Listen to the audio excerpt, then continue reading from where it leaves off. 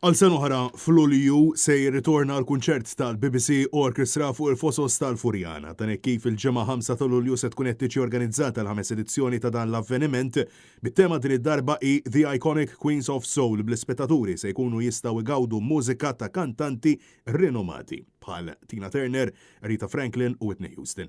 L-orkestra se tkun magħmula minn 70 mużiċist flimkien ukoll ma' 6 kantanti. Net News tkellem mal-Creative Director tal-kunċert Annie Cherry fejn spjega x'se jkun hemm differenti mill-edizzjonijiet preċedenti. In the last 4 years, we've often done the story of. So last year, Hollywood, there's still a history of Hollywood. When we came here, the very first show we did, the Lights, Camera, Malta show, was all of the movies that have been made on Malta. There's a story, there's a narrative. This is less story, more music. So this is more hits because there are so many records that these women have done. So I think in terms of voltage, electricity of performance, that's the thing that you will notice that's different. Dan il-kunċert mistenni xandar ukoll fuq BBC Radio 2 fil-jiem segwenti wara il-lejla mużikali.